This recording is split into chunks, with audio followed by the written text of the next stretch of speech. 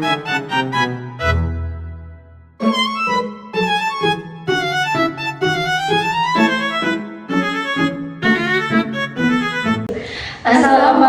warahmatullahi wabarakatuh. Kami dari kelompok 8 yang beranggotakan saya, Chelsea Akila Putri, nomor absen 9. Saya Syafira Eka Putri, absen 32. Saya Valen Pradista, absen 34. Saya Sibaulia Maulida, absen 36. Di sini kami akan menampilkan langkah-langkah cara membuat format registrasi. Selamat menonton.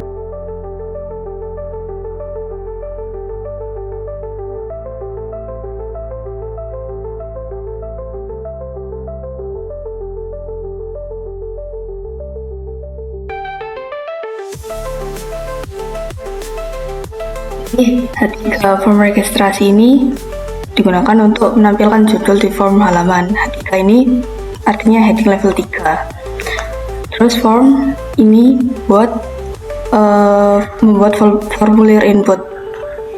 Label for nama ini untuk label teks untuk input nama. Yang input teks ini untuk menuliskan nama, jadi contohnya seperti ini.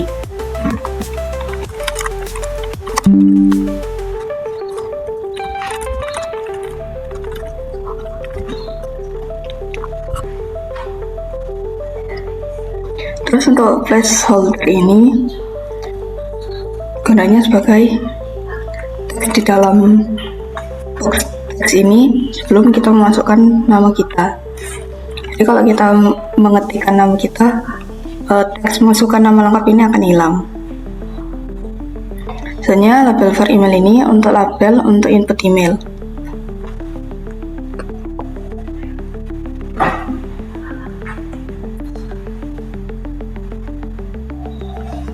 Ini juga sama kayak yang nama lengkap tadi.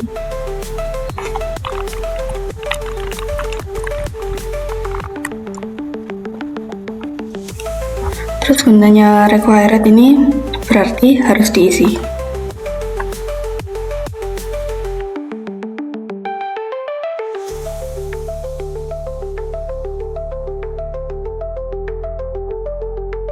Selanjutnya, step yang kedua yaitu membuat dua input form menggunakan HTML, yaitu ada input password dan input nomor telepon. Yang pertama kita akan membuat input passwordnya dulu.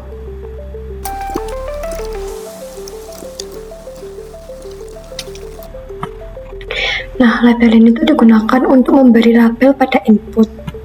Selanjutnya kita buat inputnya dulu.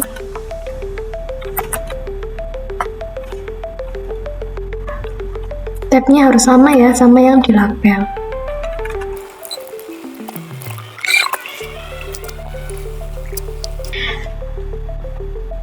Ini adalah elemen input dengan tab password, artinya karakter yang diketik akan disembunyikan atau ditampilkan sebagai titik atau bintang. Selanjutnya kita buat name buat passwordnya dulu.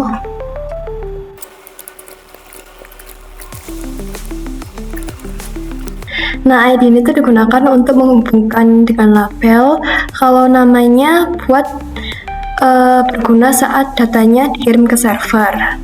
Terus placeholder ini digunakan untuk teks yang muncul sebelum kolomnya itu diisi. Kalau yang ini itu untuk menandakan bahwa datanya itu harus diisi sebelum dikirim.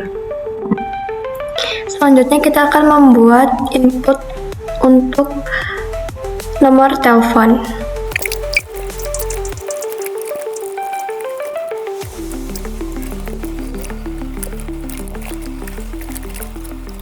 Labelnya ini sama seperti sebelumnya, ini adalah untuk input nomor telepon dan disesuaikan dengan ID dari input.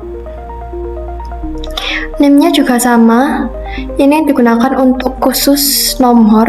Kemungkinan perangkat mobile menampilkan keyword angka. Nah, nama input ini yang akan diproses saat dikirim ke server. Placeholder ini teks bantuan agar pengguna tahu apa yang harus diisi. Dan ini adalah hasil output dari input password dan nomor telepon.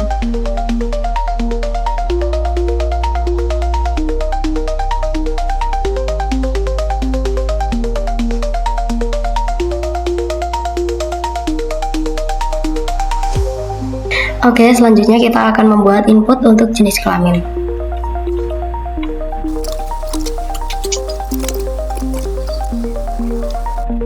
Nah, label di sini berfungsi untuk menjelaskan input apa yang akan kita isi. Sedangkan for gender artinya label ini terhubung dengan elemen input yang memiliki ID gender.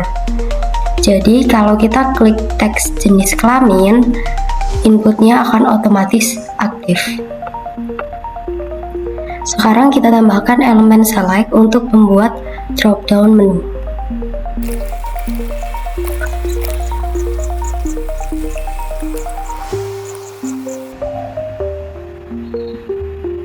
Select adalah elemen HTML yang digunakan untuk membuat drop-down menu. Nama sama dengan jenis kelamin adalah nama data yang akan dikirim saat form disubmit. Misalnya kalau user memilih laki-laki, maka data laki-laki yang akan terkirim ke server. ID gender berfungsi untuk menghubungkan input ini dengan label sebelumnya. Required di sini artinya input ini wajib untuk diisi. Kalau user tidak pilih apapun, maka form tidak bisa dikirim. Selanjutnya kita tambahkan pilihan untuk dropdown menggunakan option.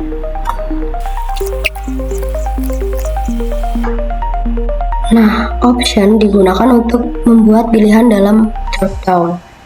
Value di sini adalah nilai yang akan dikirimkan ke server saat form disubmit. Kalau user pilih laki-laki, maka nilai laki-laki yang akan dikirim. Kalau pilih perempuan, maka nilai perempuan yang akan dikirim. Maka inilah hasilnya.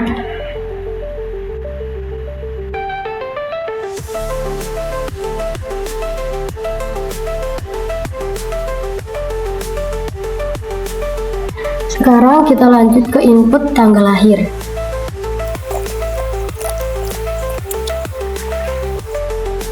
For drop akan menggabungkan label ini dengan input yang memiliki ID drop. Jadi kalau kita klik teks tanggal lahir, inputnya akan otomatis aktif. Sekarang kita buat input untuk tanggal lahirnya.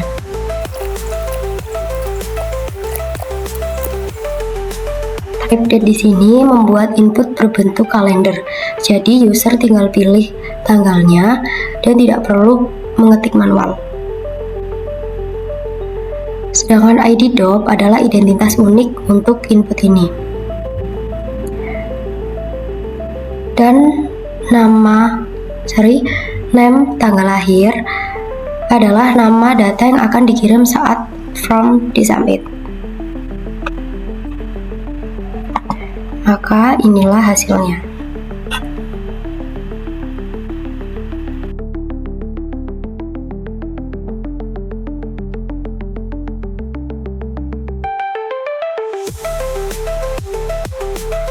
Langkah terakhir saya akan membuat checkbox dan submit. Nah, untuk checkboxnya kita akan ketik terlebih dahulu.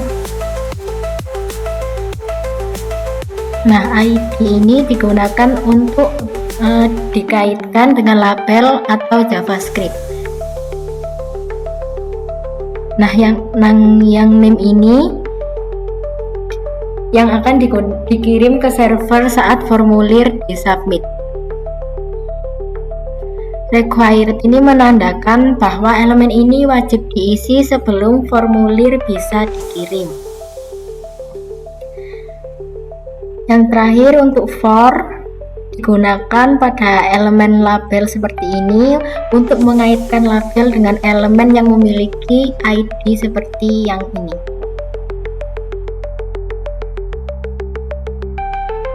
Nah, untuk tulisan hal2 HTML ini adalah halaman yang akan muncul setelah kita klik submit daftar. Nah, untuk halaman keduanya wajib dibuat juga. Di sini saya akan menambahkan file baru hal2 HTML.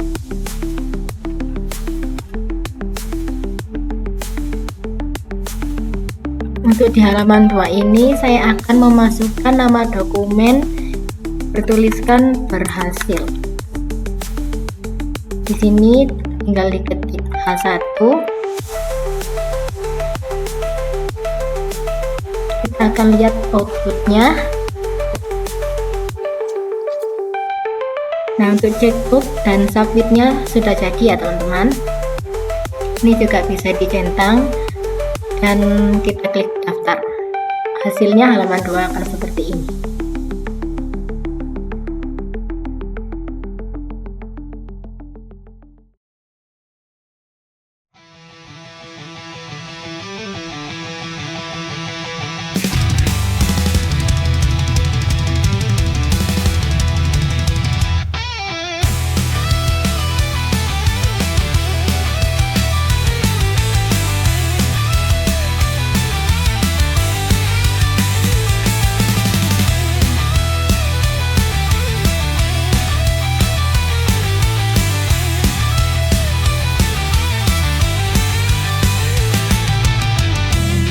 Nah, itu tadi tutorial dari kami.